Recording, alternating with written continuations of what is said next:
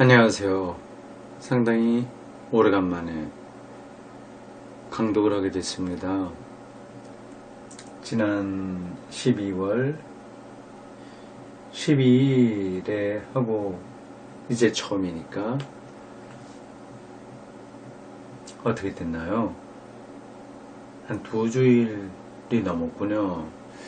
그동안 성탄, 하고 등등 해서 시간이 좀 좁혔습니다. 그래도 시간을 내려면 사실은 얼마든지 낼 수 있었는데 어떻게 손에 잡히지 않았네요. 오늘부터 루터 이야기가 시작됩니다. 제 책으로 제 14장입니다. 루터에게 있어서 누멘적인 것, 이런 제목입니다. 루터에게는 이런 요소들이 상당히 많죠. 여러 종교개혁자들의 각각 특징들이 있는데 루터에게는 신비주의적인 요소가 훨씬 강합니다. 일단 그가 수도승이었어요. 그리고 신앙 경험이 남달랐고요. 중세기적인 어떤 세계관에 여전히 머물러 있기도 했고요. 악마에 대한 생각이 상당히 확실했던 것으로 보입니다.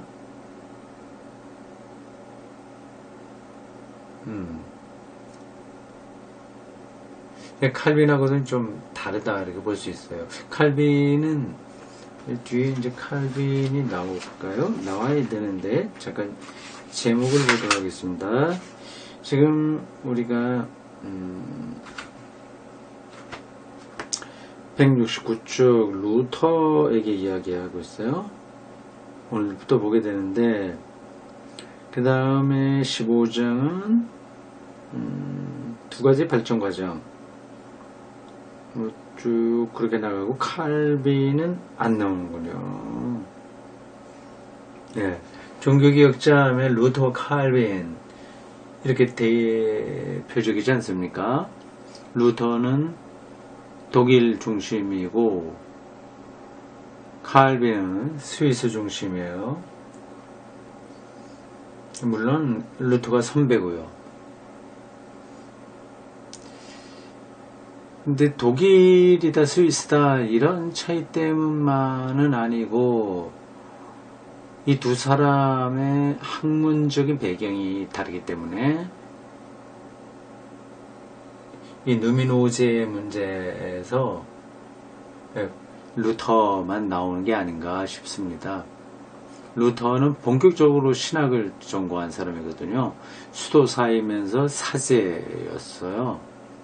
그렇지만 칼빈은 신학을 정식으로 공부하지 않았습니다. 신학 학위가 없는 거죠. 루터는 신학 박사고요. 근데 칼빈이 신학적으로 수준이 떨어진다 그렇게 요거만 갖고 이야기는 힘들죠. 그래도 그걸 전공했냐 안 했냐 하는 것은 차이가 있습니다. 칼빈은 조금 더 인문주의자적인 성격이 강해요. 그가 이제 법조인이 되려고 했던가요? 네, 그렇습니다. 루터는 좀 신비주의적이고 수도사적인 기질이 강했고요. 칼빈은 법조인적인 성격이 강했습니다. 루돌프 오토가 그래서 루터는 좀 이야기를 많이 하는데 칼빈에 대해서는 좀 약한 게 아닌가 싶습니다. 칼빈을 아직 아는 게 아니죠. 앞에서 했죠. 제가 조금 지난번에 한 거를 놓쳤어요. 조금 했습니다. 칼빈의 예정론 얘기했어요. 그러니까 신학 성서에 대한 이야기를 하면서 칼빈을 이야기했어요. 근데 루터는 따로 장을 만들어서 이야기하는 걸 놓고 보더라도 루돌프 오토가 이 누미노제의 문제에서는 루터를 더 중요하게 생각한다. 이렇게 볼 수 있습니다. 천천히 읽어보겠습니다. 1. 가톨릭 교회에 있어서는 노멘적인 감정이 여러 면에서 대단히 강하게 살아있다. 예배의식과 성례적 상징들, 기적신앙과 전설 등과 같은 비정규적 형태들, 교리가 지니고 있는 역설과 신비들, 사상 형성에 들어있는 플라톤, 플로티누스적이며 디오니시우스적인 요소들, 교회와 예식의 엄숙성, 그리고 특히 신비주의와 밀접히 연관되어 있는 그 경건성, 이 모든 것에서 가톨릭 교회는 노면적 요소를 지니고 있는 것이다. 맞는 이야기입니다. 여기 거론된 여러 항목들을 우리가 다 살피지 않는다고 하더라도 일반적인 관점에서 봐도 가톨릭 교회는 이 개신교회보다 훨씬 노면적인 요소가 강하죠. 그쪽의 미사와 우리의 예배만 비교해도 그렇습니다.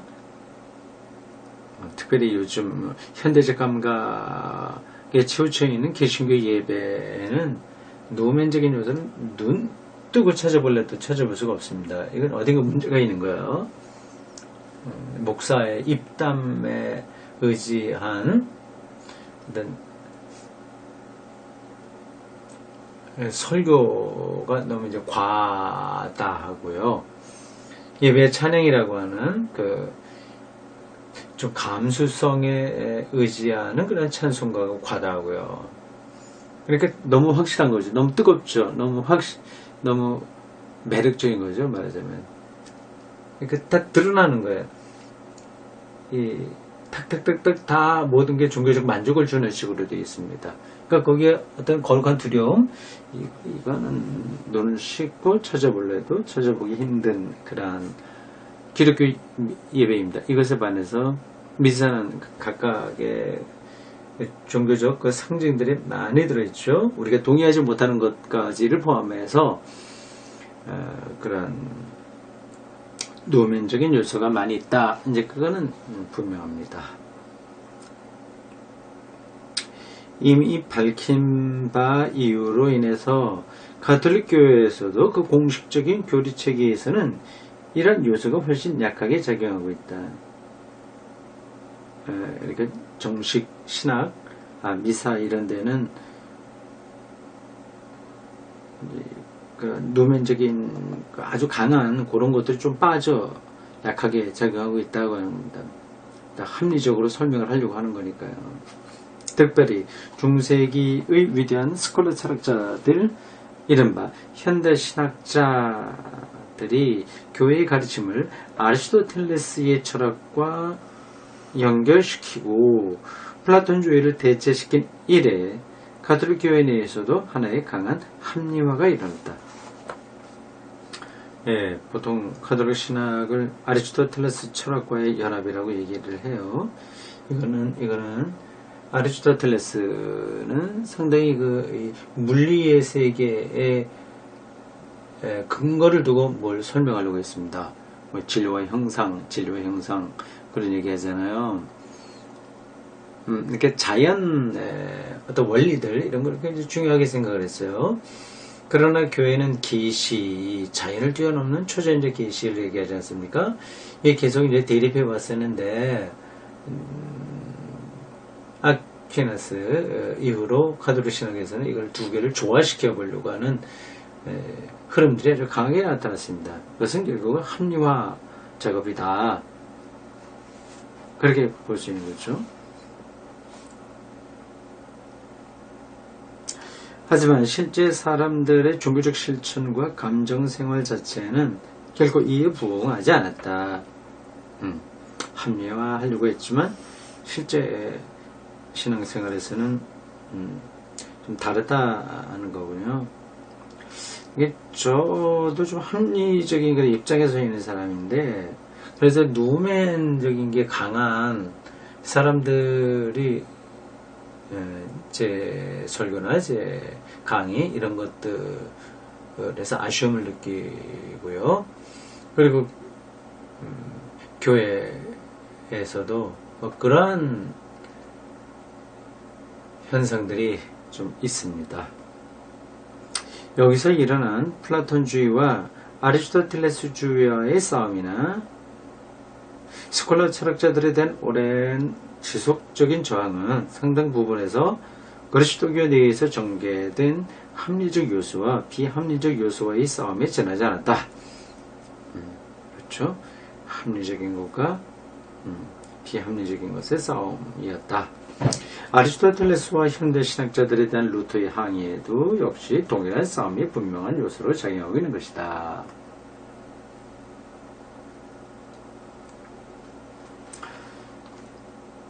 당시에는 플라톤에 대한 지식은 불충분했고 아우스티누스, 플로티누스, 프로클루스 그리고 아랍 철학자들과 디오니시우스를 통해 이해됐다.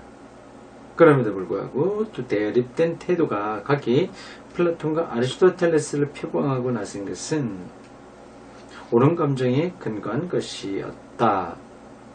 사실 플라톤 자신도 종교를 합리화하는 데 큰 몫을 담당했다.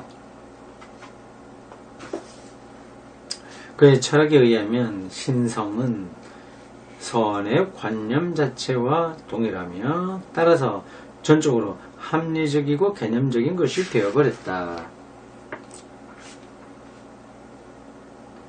그러나 플라톤의 사유방식의 가장 특징적인 점은 본래 그에게는 철학과 학문이란 인간의 정신적 삶의 신 전체를 포괄하기에는 너무나 좁다는 것이다. 그에게는 본래 종교 철학이라고 하는 것은 없다. 그는 개념적 사유와는 전혀 다른 방식으로 종교를 파악했다. 즉 신화라는 지시 얻을 감격, 사랑 혹은 열광 등을 통해서다. 그리고 그는 종교적 대상을 학문적 인식이나 이성의 대상들과 더불어 동일한 인식 체계 속으로 집어넣으려는 시도는 단념하고 있다.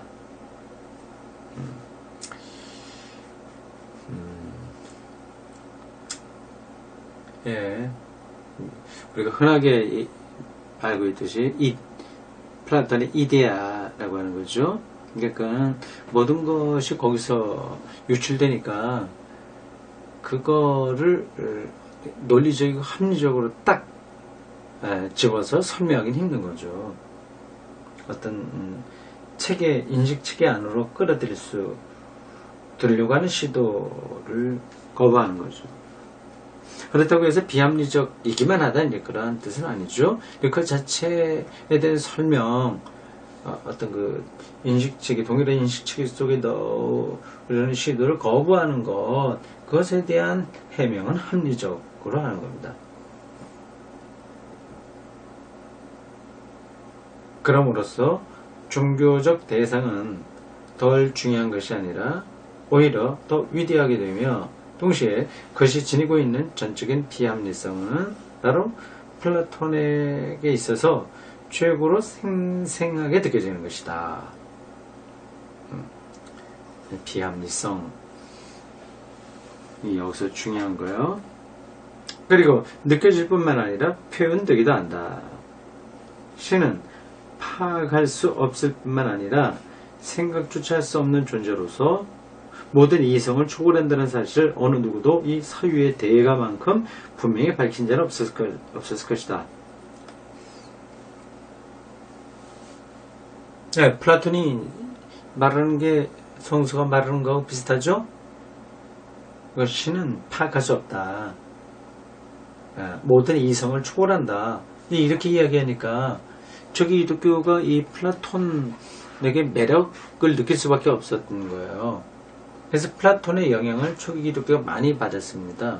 어스틴 같은 사람들은 정말 플라톤 사상을 많이 받아들였죠. 삼위일체를 생각할 때도 거의 이 플라톤이 얘기하는 이 세계 3대 어떤 것 뭐예요? 그게 누수와 뭐 단일자와 몇 가지 있습니다. 네, 그런 거에 거의 영향을 받고 삼위일체론을 좀 체계화한 거죠.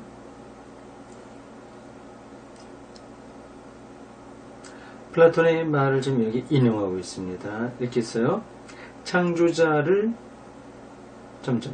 발견하는 일은 어렵고 그를 발견한 자가 그를 모두에게 전하는 일은 불가능하다 라고 그는 말하고 있다. 예, 티메우스 5번의 28시 이렇게 인용되어 있습니다. 뭐 이런 말은 완전히 신학자가 했다고 해도 과언이 아닌 거예요. 다시 읽어보겠습니다. 이게 플라톤이라고 생각하지 말고 어떤 교부들이 했다고 생각해 보십시오.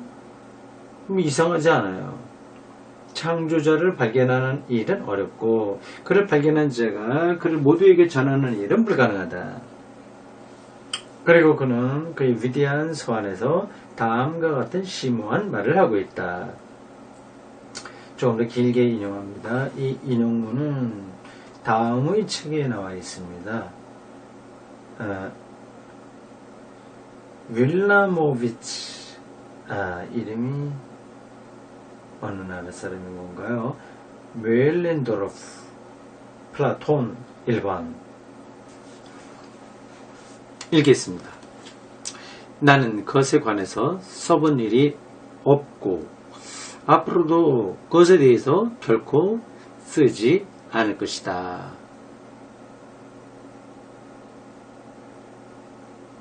왜냐하면 그것은 학문적 탐구의 대상들처럼 취급될 수 없기 때문이다.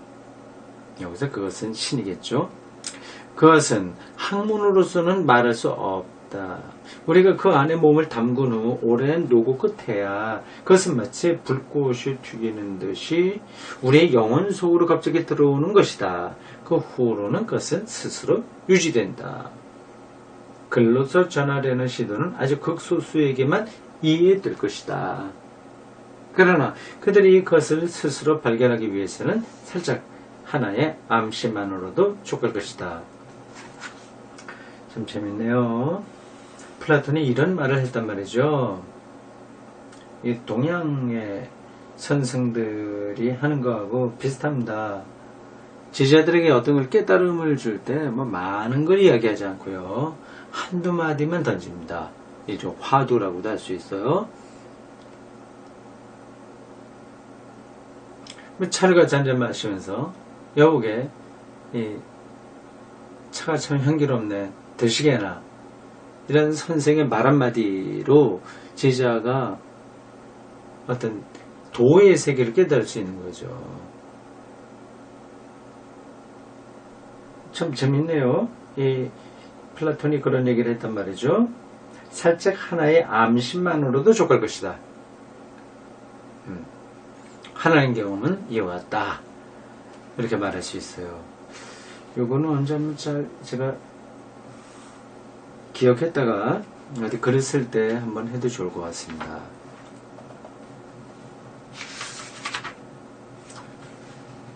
아리스토텔레스는 플라톤보다 훨씬 신학적이지만 그 기본에 있어서는 훨씬 덜 종교적이며 동시에 그의 신학은 본질적으로 합리주의적이다. 굉장히 자연적이고 물리적이니까 합리적으로 설명할 수밖에 없는 거죠. 플라톤이 그렇습니다.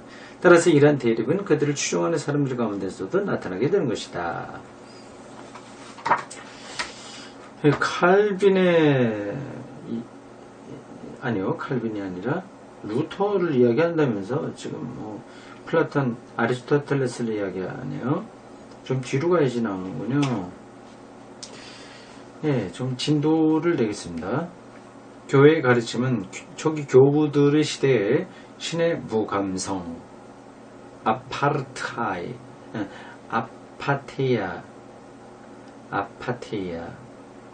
고대 이론을 수용하면서 신의 비합리적 요소를 약화시키는 또 다른 영향을 받게 되었다. 히랍적인 그리고 스토아적인 신론에 있어서 신은 정열과 감정을 극복하고 무감해지는 현자의 이상의 기초에 있었다.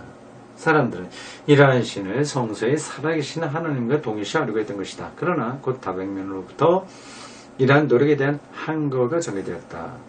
그리고 이러한 투쟁 속에서도 역시 무의식적이지만 신의 합리적인 요소와 비합리적인 요소의 대립이 작용하고 있었던 것이다. 합리적인 요소와 비합리적인 요소의 대립. 누구보다도 락탄티우스는 하나님의 진노에 관하여라는 책 데이라데이에서 이러한 철학자의 신에 대항하여 싸우고 있다.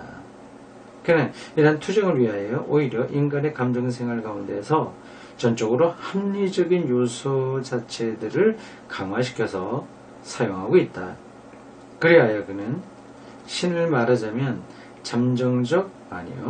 감정적 생동성으로 충만한 하나의 거대한 마음으로 받아들였다.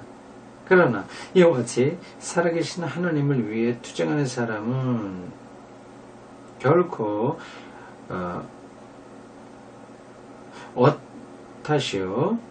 이와 같이 살아계신 하나님을 위해 투쟁하는 사람은 동시에 결코 어떠한 관념이나 세계 질서, 어떠한 윤리적 질서나 존재 원리, 혹은 어떠한 목적적 의지 등으로 화할 수 없는 신의 신성을 위하여 자기도 모르는 사이에 싸우고 있는 것이다. 락탄티우스 이름 발음하기 힘드네요. 락탄티우스 원어로 본다면 락탄티우스인데 이 번역으로는 락탄시우스라고 했어요. 이 T-I-U-S예요. 끝부분이요. 그럼 티우스 하는 게 맞는데 왜 시우스라고 했을까요? 시우스라고 발음도 하는가 보죠. 락탄시우스 자신의 말들은 이러한 것들보다 더 높은 어떤 것을 지시하고 있다. 플라톤을 인용하면서 그는 말하기를 신이 도대체 무엇인지 물어서는 안 된다. 왜냐하면 그것은 발견될 수도 없고 말로 설명될 수도 없기 때문이다 라고 한다. 그는 크리소스토무스 보통 이제 영어로는 크리소스톰이라고 하는데요. 라틴어로 크리소스토무스 교구조와 마찬가지로 신의 불가해성을 강조하기를 좋아한다.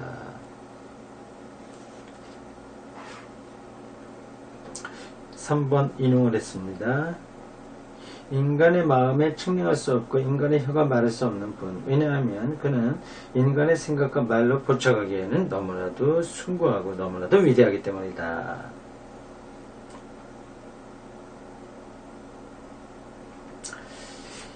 네. 조금 더 읽어야 되겠네요. 요 루터가 나오기 전까지는 오늘 읽어놓고 다음에 루터 이야기를 읽도록 하겠습니다. 락탄시오스는 하나님의 위압성이라는 표현을 좋아하며 철학자들을 비난하여 말하기를 그들은 하나님의 독특한 위압성에 대하여 잘못 판단하고 있다고 한다.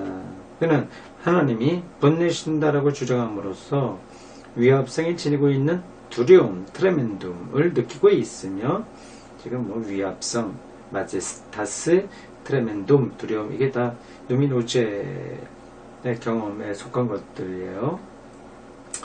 두려움을 느끼고 있으며 종교의 근본적인 특징으로서 공포심을 추구하고 있다. 그리하여 종교와 위협성과 존경은 공포심에 근거한다. 그러나 노함이 없는 곳에는 공포심도 없다. 그는 말하기를 진노하지 못하는 신은 사랑할 수도 없다고 한다. 진노도 사랑도 못하는 신은 움직이지 않는 임모빌리스 신이요 성서에서 말하는 살아계신 하나님 데우스 비브스는 아니라고 하는 것이다. 한 패러그래프 마저 읽겠습니다. 크리소스토무스와 아우스테누스에게서 비합리적인 것에 대해서는 별도의 논문에서 자세하게 다루게 될 것이다. 굉장히 중요하니까 이 사람이 따로 다룬다고 하네요. 철학자의 신에 대항한 락탄시우스의 투쟁은 중세에 와서 존재의 신과 종교에 있어서의 인식의 주도성에 대항하여 의지의 신과 종교에 있어서의 의지의 중요성을 주장한 둔스 스코투스의 투쟁에서 제한된다. 복잡하네요. 그리고 여기에 아직도 잠재해 있던 비합리적인 요소들은 루터의 특징적인 사상들 가운데서 완전히 발현된다.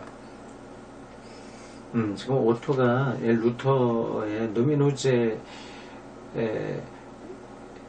경험을 말하기 위해서 그 전체적인 앞에 있었던 흐름을 좀 얘기를 했네요. 도움이 됐습니다. 플라톤 사상에 있는 그런 신비적인 요소가 아리스토텔레스 가두로 신학에 의해서 좀 묻혔다가 이제 다시 그 정통성을 루터가 회복한다, 그 이야기를 하려고 하는 것 같습니다. 오늘 여기까지 하겠어요.